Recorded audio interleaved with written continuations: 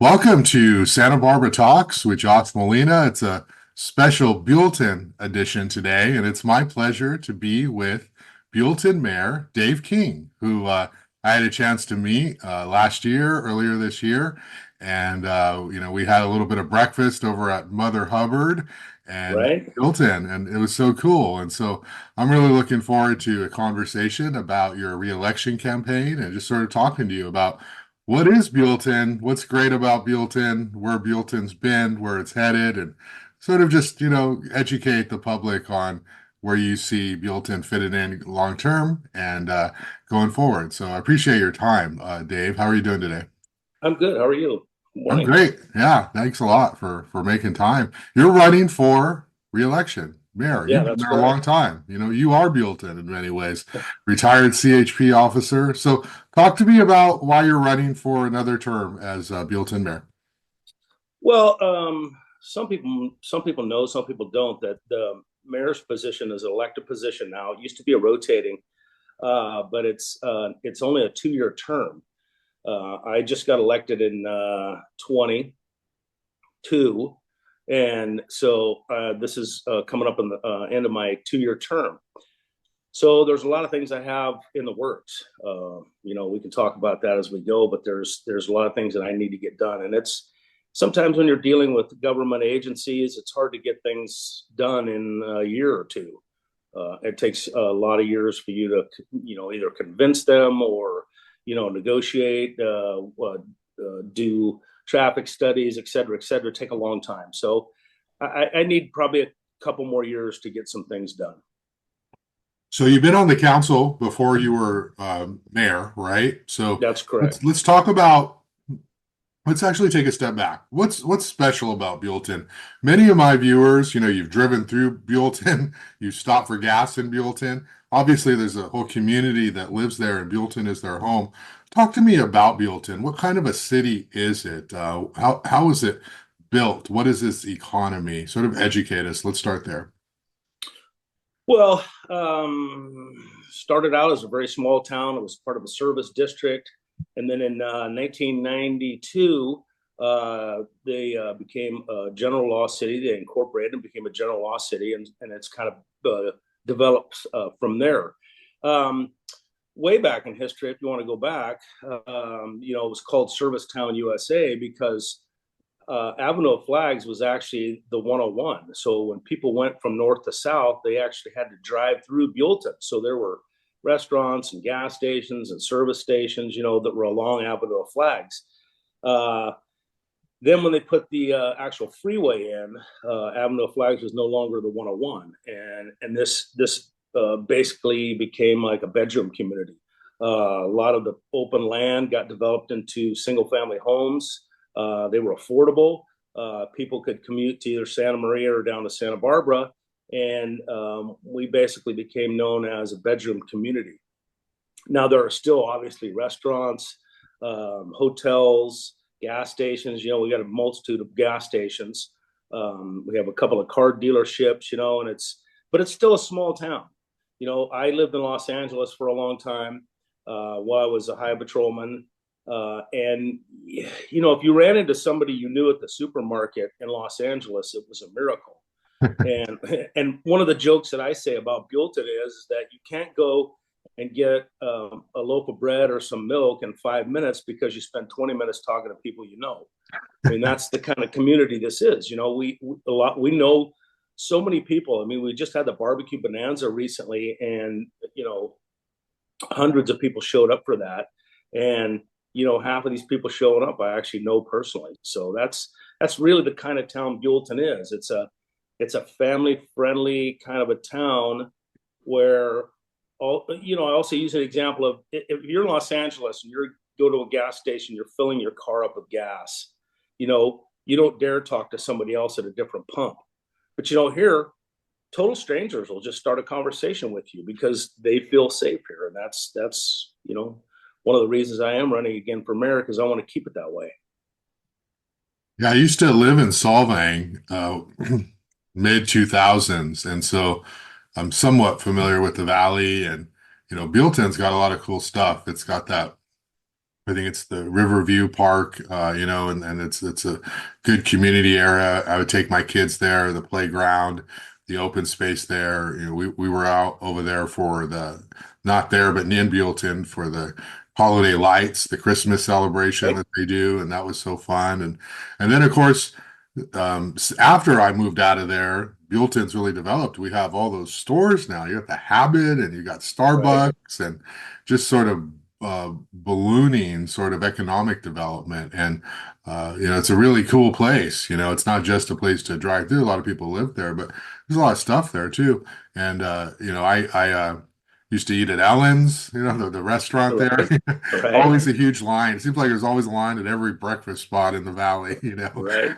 And so yeah, and then I never actually ate at Pea Soup Anderson's. They, of course, famously went out of business recently, or a couple of years ago, or whatever it was. Talk to me a little bit about your successes on the council, Dave. What are you most proud of? What do you point to when you're talking to voters about why they should keep you in office? Well, there's a lot of things. I mean, going all the way back to, I think it was 2010 when we bought the Zaca golf course. Um, that was basically, the doors were basically going to shut on the golf course and it was going to turn into a weed patch. So we negotiated to buy that. And it's a city-owned golf course. We have an independent contractor running it for us, but that's a service that we provided for the city. Also, Marburg, way back in the day, we contracted with them. We lowered the price of our trash collection, and got better service. Just recently, I got motors. It took me about 2 years. We had a full-time motorcycle officer, Jose Alvarez, and about 4 or 5 years ago, he retired, moved out of state. And it was very difficult for us to try to get one back. But I, was persistent and I talked to people that I know, my contacts in the High Patrol, my contacts in the Sheriff's Department.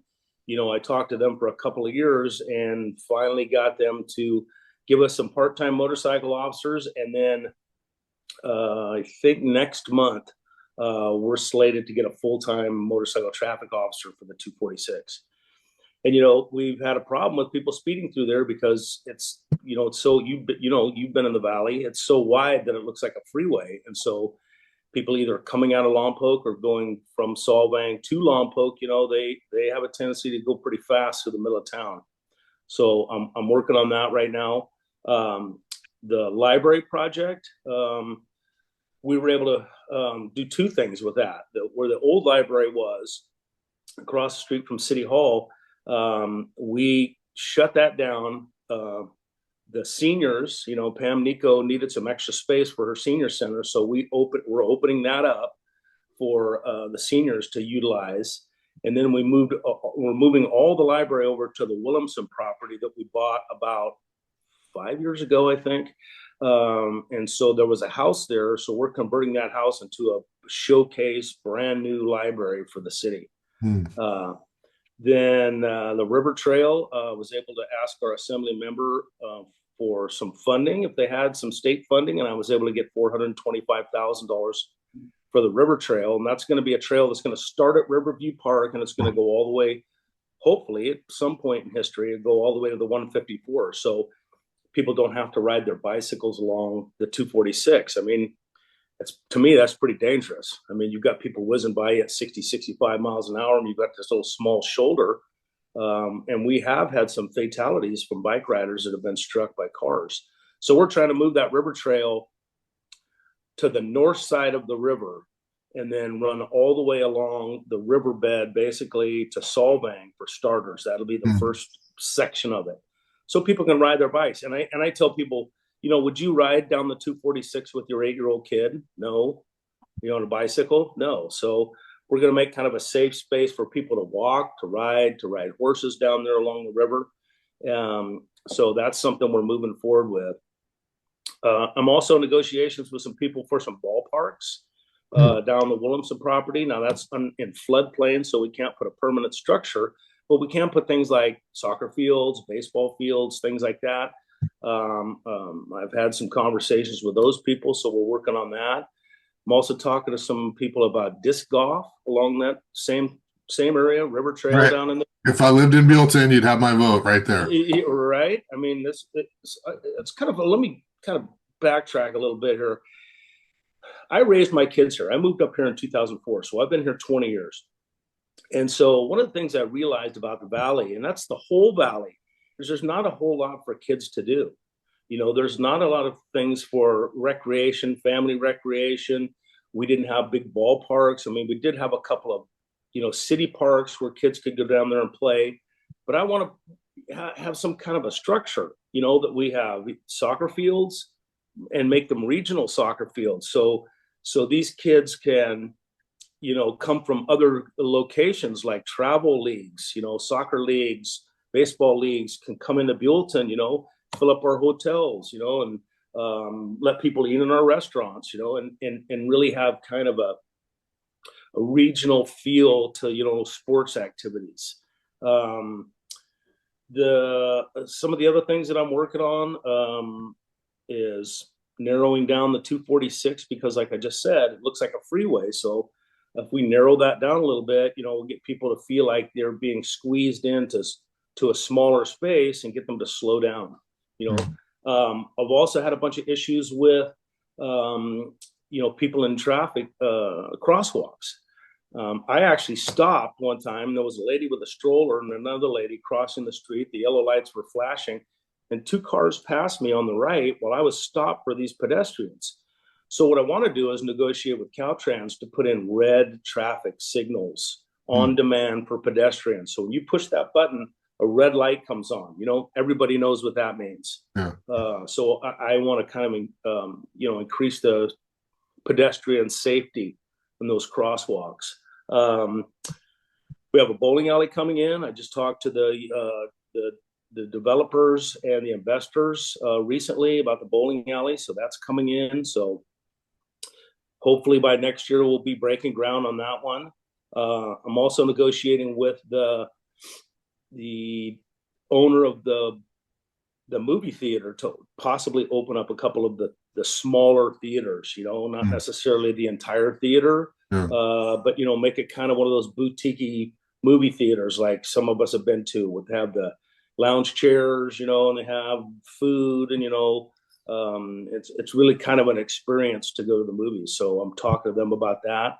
I'm also starting up a program, 1,000 Trees in 1,000 Days, which we're initially going to put some very large, mature trees in our parks for shade. Because, up here in the valley, you lived here in the valley, it gets a little toasty sometimes. So if we can put some large trees in our parks, people can put out chairs, picnic, and have a cool place to sit in our parks. The other thing I'm really kind of proud of is our city and schools. I don't know if you've heard about this program, but myself, my city manager, and the former mayor, we go into the fifth grade classes at Oak Valley School here, and we basically teach civics.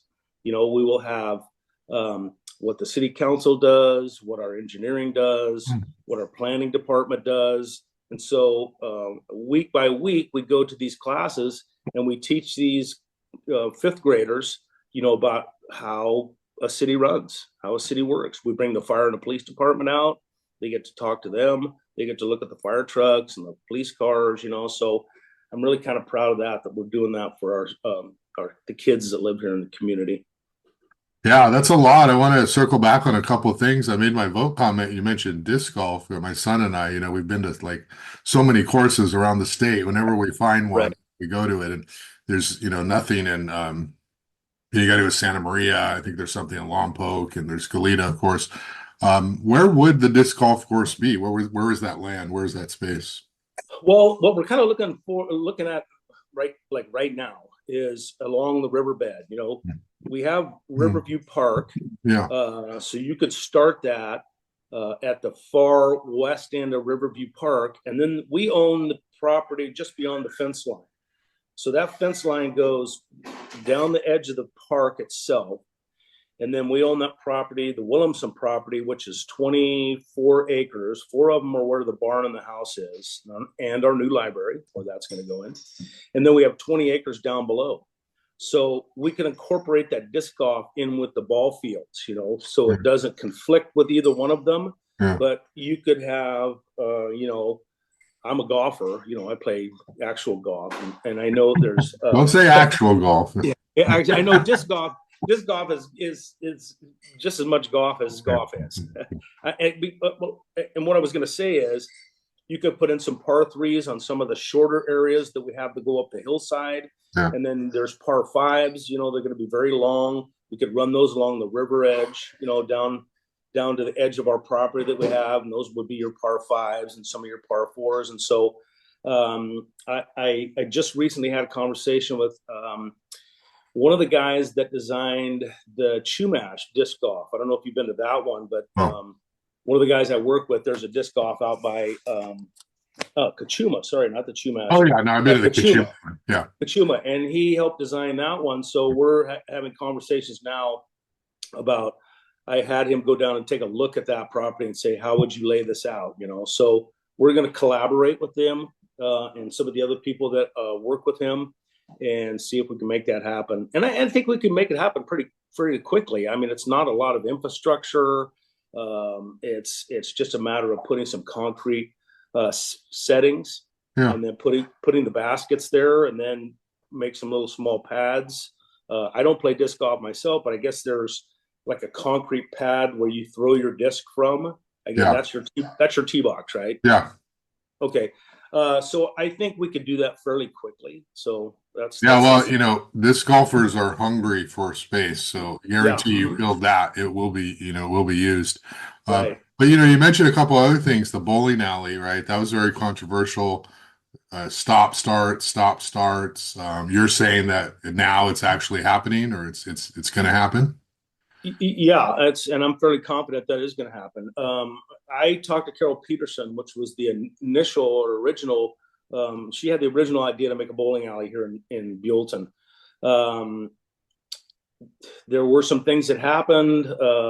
They bought a piece of property. There was a controversy about that. That got pushed back. She bought another piece of property. She had some design changes on it, and then COVID hit, and then I think finally she just said, I'm done.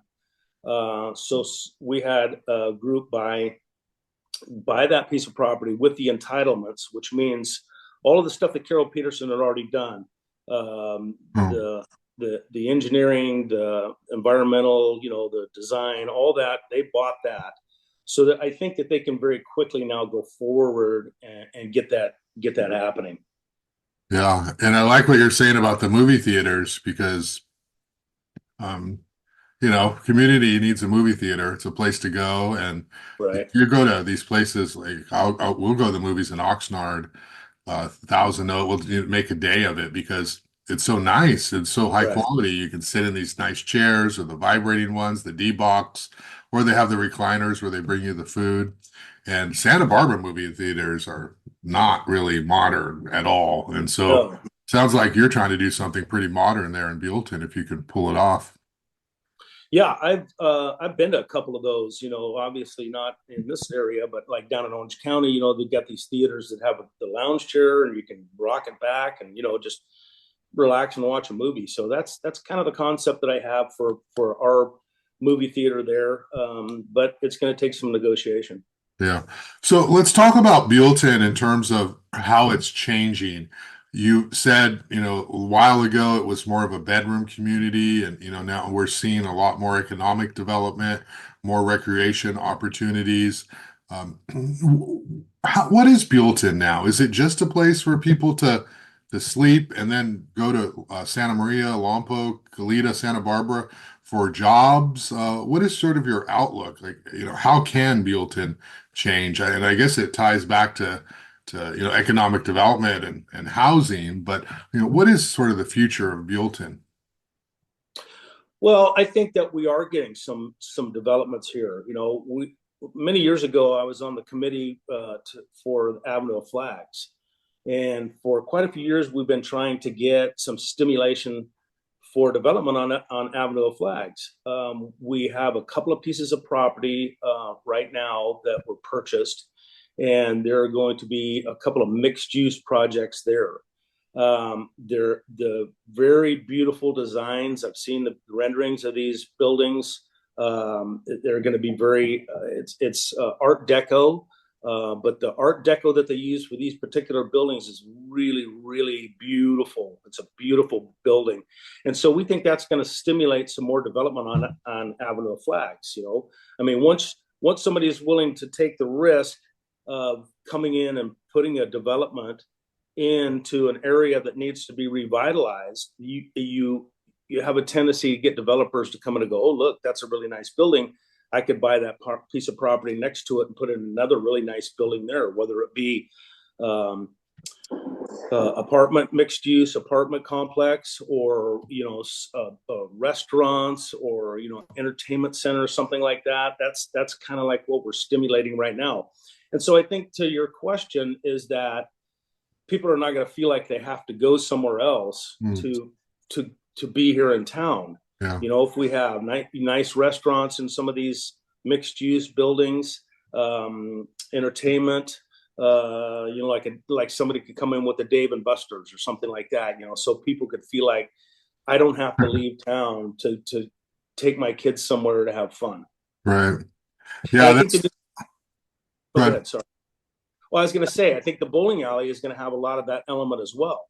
It's not only just, any bowling alley that I've been to always has arcades, sometimes out in the parking lot, they have go-karts or whatever the thing is. So I think that's also going to be a stimulation for entertainment. Yeah. It's interesting. You have only 2-year terms as mayor, city council.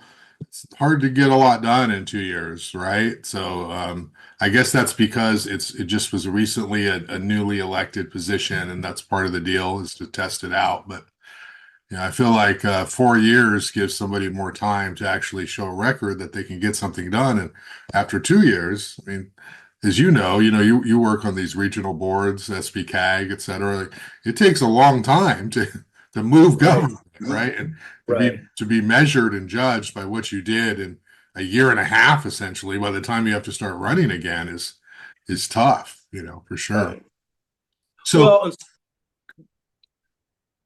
go ahead, Josh.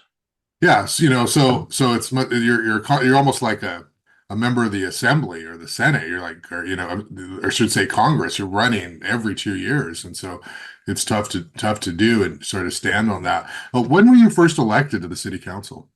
I was first elected in 2008.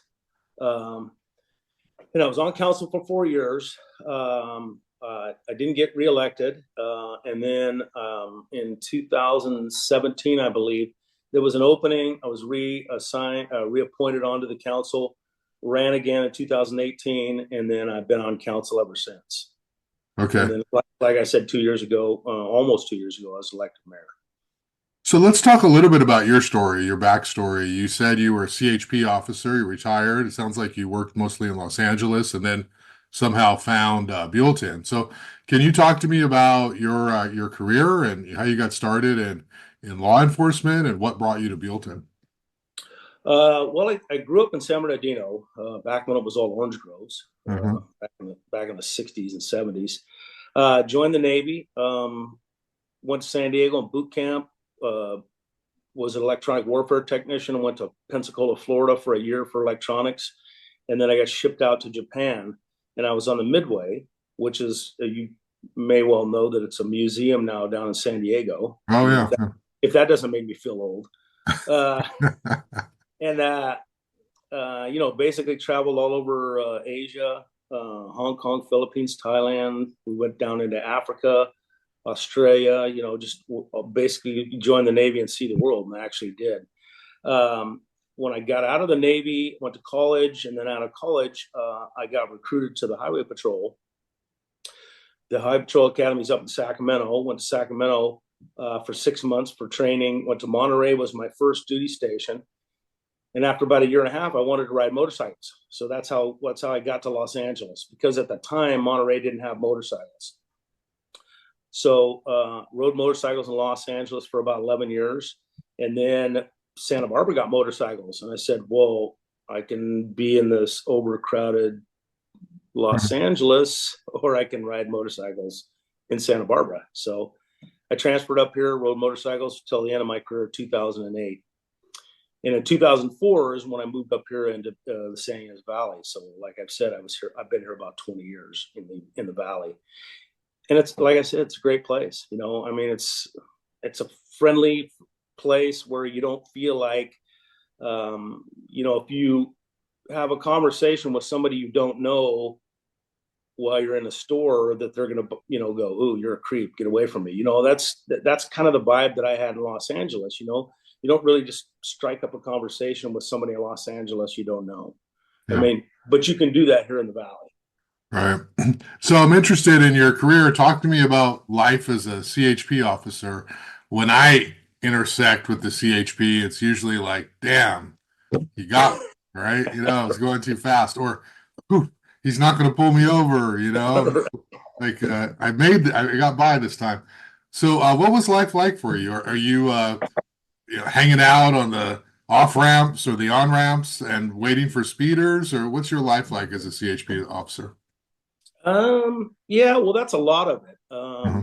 We do, obviously, if there's an accident, a crash is what we call them. In your area, your beat that you're assigned to, you have to go handle that crash. And realistically, you wear a lot of hats, because if somebody gets an accident and it's a major accident, and there are injuries, and you know a lot of people are they will go into panic mode. So you really have to kind of be the calm in the middle of the storm. I mean, you can't come in and increase that panic that people have. You have to come in there and really calm everything down, get a fire truck coming out there if they need extraction, ambulance if somebody needs to go to the hospital, talk to people, get their statements about what happened. I mean, really, you're basically keeping everybody low key and calm in a situation where otherwise it could be a lot of panic. Yeah. So a lot of crashes you're responding Yeah, to accidents. right. And we do write tickets. I mean, you've been pulled over, right? One of the reasons that, honestly, Josh, is why I joined the High Patrol, because when I was a kid, before I went off into the Navy, I'd been pulled over a couple of times with a lead foot, and they Mhm. were always professional and courteous. When they were addressing me, even though I had done something wrong. So that was one of the reasons why I said, "Hey, those are a bunch of good guys, and maybe I can join them." One of the best parts, of my career was riding motorcycles and being part of what's called protective services, which is motorcades. Oh yes. And right here in the valley, we had President Biden was here, and so they were having motorcades. So people up here got a kind of a taste of what some of the things I used to do when I was an officer. So if we had the president, vice president, dignitary, somebody coming to town, we would do motorcades, and that was really some of the best part of my job was the motorcades. Yeah. Um, yeah, I think I'm net, benefit. I've gotten away with more than the CHP has given me. So, I consider that a win. But yeah, if you ever want to see the nicest Josh Molina in the history of the world, it's anytime a cop pulls me over, because Yeah, right. I learned very young, if you just sweet talk them and say Yeah, sir, and yeah, depending, if it's a woman or not, just be super polite and right. grateful, you're much more likely to get off the hook than, Yeah, and try to engage with them about why they're pulling you over, right. And I such, think that's just human nature. yeah, It's human nature how you interact with somebody. If why are you pulling me over? Why didn't you pull over that other guy? That's just human nature. You're an officer is also a person. yeah, And like, to your point, if you're like, "Hey, I'm really sorry, I'm late for work. When I saw you, I looked at my speedometer, realized, yeah, I'm going too fast." I mean, if you're going to get a warning, that's the way to get it. yeah. My wife's father, he used to have a little trick where he put a CHP, like friend of the CHP bumper sticker on his car, and so he felt like that was some subconscious, like, effort to Right. let them go. And, he claims, that, it did help him, but he grew up in a small town too. And so, he knew a lot of the CHP officers, so Right. that matters too. And I guess, like, it's a little bit like that in Buellton, which is a very a very small town, but there's no substitute for being nice to cops because they have the power over you in that Yeah. moment. Um, so let's talk a little bit about the context of this political campaign, right? So you're running for re-election. You've served on the council for a long time. You're looking for another term as mayor. You've got some a young challenger, somebody who's new. I've had him on the show, and he's, sort of saying that Buellton is not this stereotypically conservative, demographically older kind of place, that it's actually a place for a lot of new blood, young people, people who are buying homes. Buellton has built housing, and there's sort of a newer, sort of liberal bent to the city. And these are nonpartisan races, but still as a practical matter, people sometimes vote party lines. Um, can you talk to me a little bit about the context of this race? Do you feel any pressure from your opponent? Are you bothered that he has only served one term on council and is already challenging you for mayor? What's your take on the political aspect of this reelection campaign? Well, to be honest with you, Josh, I don't really think it has to do with politics. Mhm. I mean, when you're on city council and when you're the mayor, um, I think it's not really partisan. And you like you just mentioned, it's a nonpartisan race, uh, and I don't care what political party you are in. That doesn't matter to me. What matters to me is that all the decisions that our council makes, especially decisions that I make that I try to influence, are what's in the best interest of the people that live here. And I've been doing that for quite a few years. Is when we're spending money, you're spending the money the taxpayer money of the people that live in our town. When you're developing something, you're doing that, and how does that affect the people that live in town? One of the things that and if you ask anybody in my staff, I'll tell you that any kind of a project that comes up, I don't want those projects spilling out into the rest of the town. If we have a project, I want to make sure that there's ample parking for that particular project. So you don't have a bunch of cars parked out on the street. Now, you've probably been to Santa Monica. I worked Santa Monica as one of the areas that I worked when I first came on the High Patrol. And honestly, I say, welcome to Santa Monica, no parking. And that's not the kind of environment that I want here for Buellton. Is that I'm looking out for the best interests of everybody in town. So it's not a matter of conservative or liberal or whatever the case is, because I'm sure there are people on both sides of the aisle, but that's not what I'm taking, into consideration when making a decision about the town, of how we spend money, how we develop, infrastructure, safety, public safety, lighting, etc.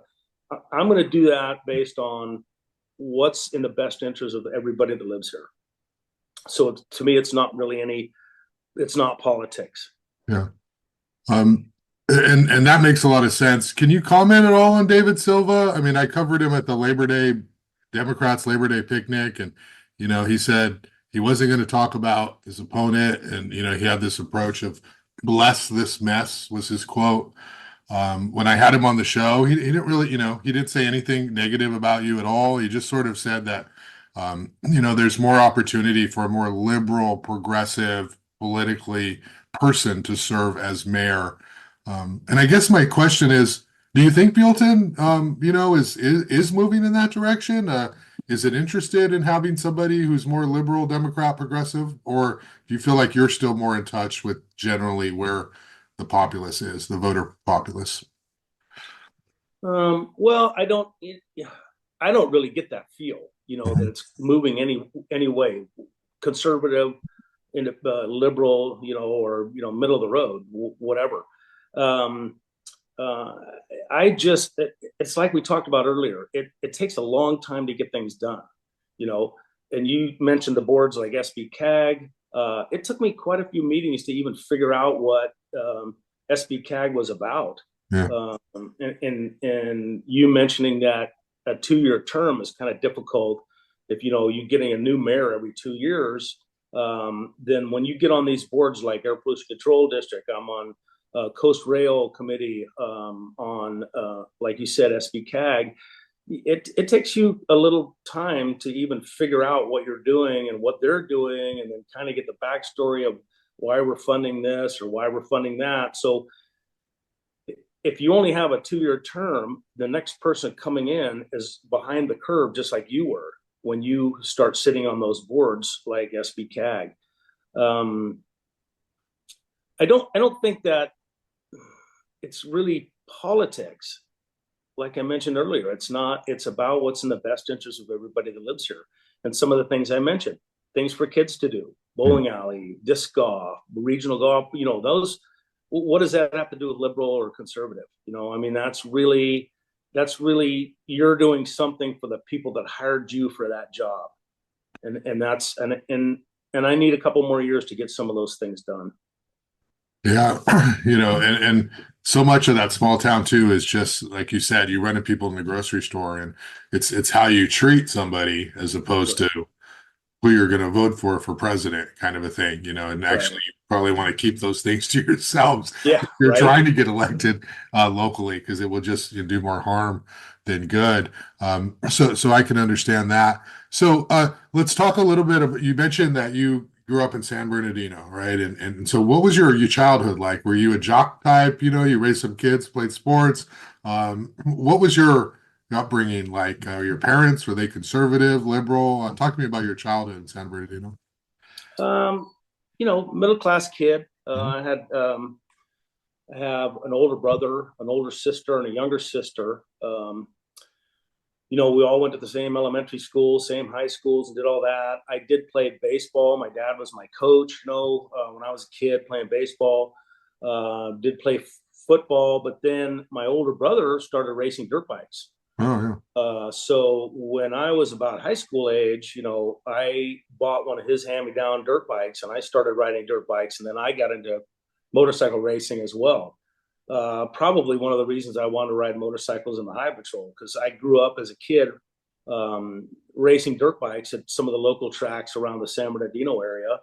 Um, Not really a jock, more I it is a sport, but it's not like one of those high school sports where you have motocross track out in the football field. Yeah. I mean, that would have been kind of cool. Hmm. Um, but then after that, when I graduated high school, I'm off to the Navy. So, it was basically kind of a typical American small town upbringing. Yeah. So what's your campaign look like as you're knocking on doors, or, how are you talking to voters this reelection campaign? Because, on one hand, you've been there, people know you, you have all these connections, you've been on the city council, you do have a challenger, and, Right. seemingly a formidable one. So talk to me about what you're doing to get your message across to voters. Well, I do have a Facebook page which lists a lot of my accomplishments. That's going out as an ad. And then, the signs are going up, knocking on doors. We all know that the mail in ballots are going out pretty soon. So I think basically it's my record, what I've accomplished and what I'm going to accomplish, and it's going to take me more than November 5th to get a lot of these things over the finish line. So I think, people want to know that there's somebody in their city government that's doing things for them, and for their kids and for their family, with some of these programs I'm trying to push through, like the ball fields and the disc golf and the trees. And, that's, I think accomplishment is really what people want. I mean, if you're going to hire somebody to be your mayor, and that's basically what people are doing when they vote, they're hiring someone. What have you done for me, and what are you going to do for me? And I think that's really where people are going to go out and make their decision on, do I think this guy's going to get all these things done or not? Yeah. And so going forward, let's say you're reelected. The first things you want to focus on are what? These ball fields, these Yeah, sports, these recreation. What's your plan, the next couple of years?